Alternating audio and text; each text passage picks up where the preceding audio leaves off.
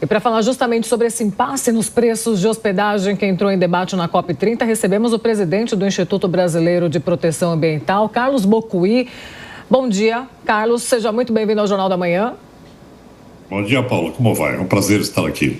Prazer é todo nosso. Bom, há países pedindo a retirada da COP30 ali de Belém justamente por causa dos preços exorbitantes. Já ouvi especialistas falando também sobre a capital ali, sobre como deverá ser a chegada ali das delegações, por exemplo, que há uma porta só de entrada ali a Belém, a mesma porta de entrada é a de saída, ali não tem outros caminhos e que isso pode colapsar ali a região. Queria sua avaliação sobre como será esse cenário aí para esse evento tão importante que trata assuntos tão sensíveis aí para o planeta.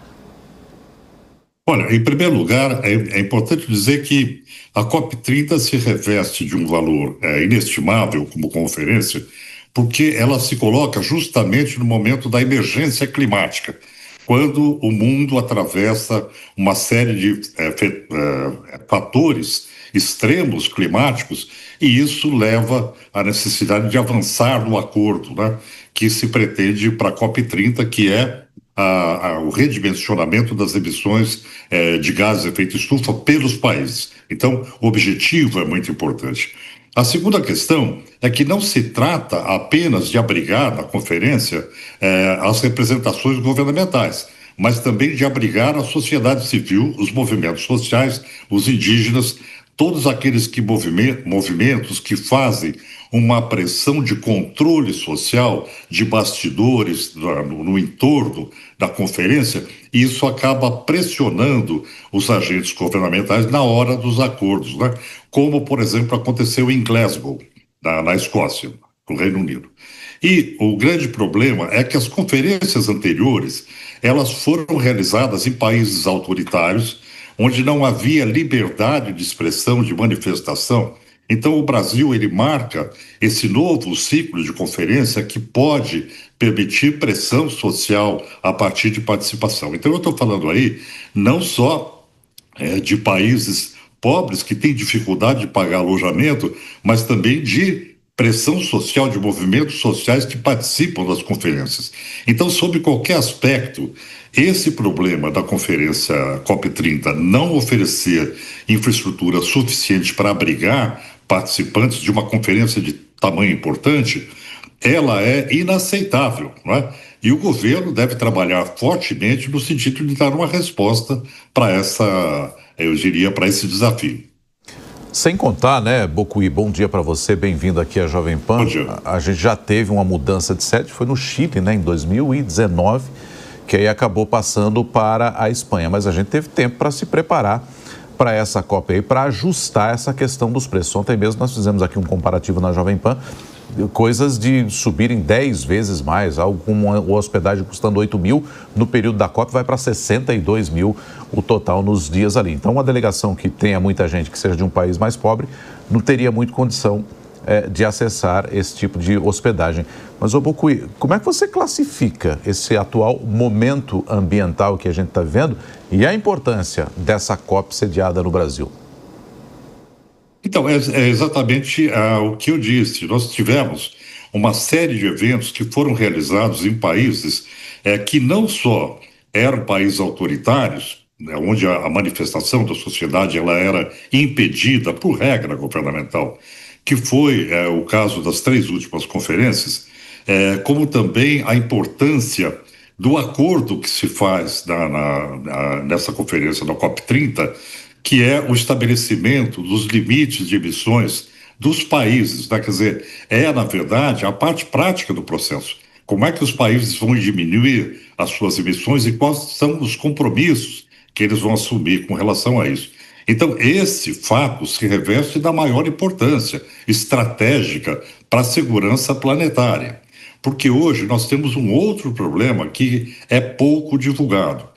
Por um lado, nós temos o avanço das mudanças climáticas e os efeitos extremos que estão ocorrendo, e eles são ameaçadores, eles são desestabilizadores da economia dos países, porque afetam a agricultura, afetam uma série de elementos de infraestrutura e colocam em risco a vida das populações. De outro lado, você tem os chamados tipping points planetários, que são ecossistemas frágeis que acabam sendo ameaçados pelas mudanças climáticas, e uma vez você tem o rompimento da capacidade de suporte, por exemplo, da corrente oceânica do Atlântico, da floresta amazônica, do permafrost no Ártico, da salinidade que se altera agora na região da Antártida, isso tudo leva a um rompimento da capacidade de suporte e uma perspectiva de falência desses ecossistemas, o que representaria um efeito dominó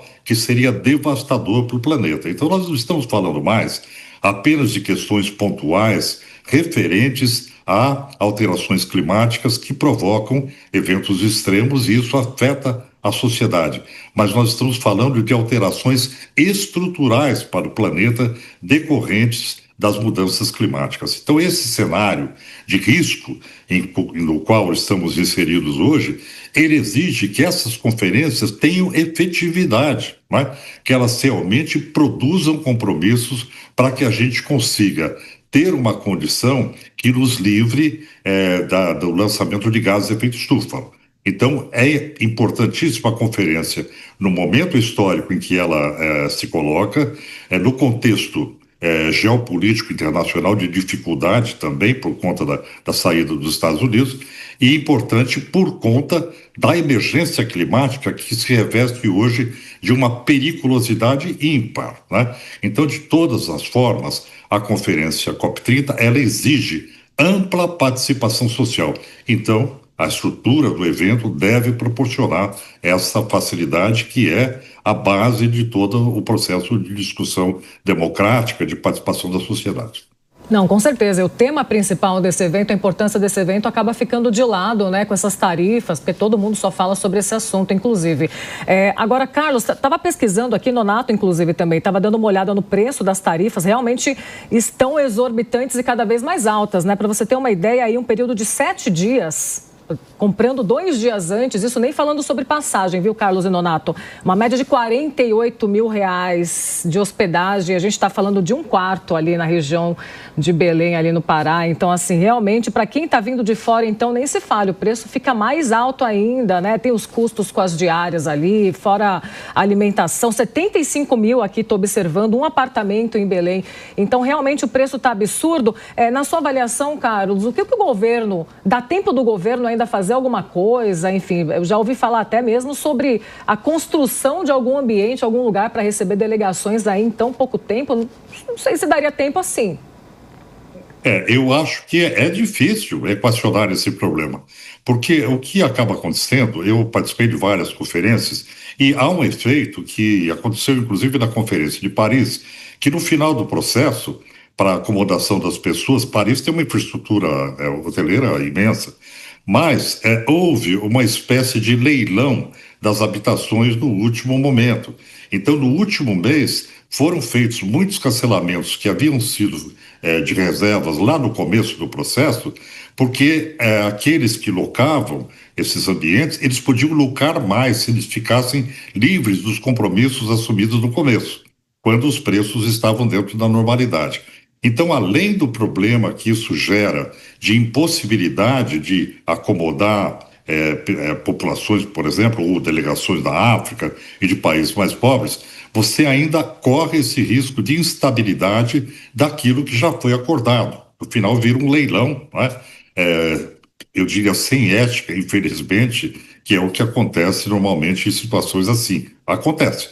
Então, a gente está sujeito em Belém a essa estabilidade também. E o governo vai ter que lidar com tudo isso, né? Agora, nada disso deixou de ser avisado lá no começo, quando se anunciou Belém para a conferência, de que havia necessidade de se prover infraestrutura para receber o evento, né? E essa infraestrutura representa não só a segurança para habitação, né, para acomodação, a segurança para locomoção, transporte, o acesso à cidade de Belém através de ponte aérea, porque Belém não recebe voos internacionais. Então, tem toda uma logística que está impedindo a boa realização da conferência. E o governo vai ter que atuar muito fortemente para resolver esses problemas que são de infraestrutura, não é? São estratégicos, inclusive para o bom resultado que se espera da COP30. E está em cima da hora, né? Nós conversamos com o presidente do Instituto Brasileiro de Proteção Ambiental, Carlos Bocuí. Carlos, muito obrigada pela sua participação aqui no Jornal da Manhã de hoje. A gente vai ver nos próximos meses como que vai ficar toda essa situação aqui no Brasil. Até a próxima. Vamos acompanhando. Obrigado. Até mais.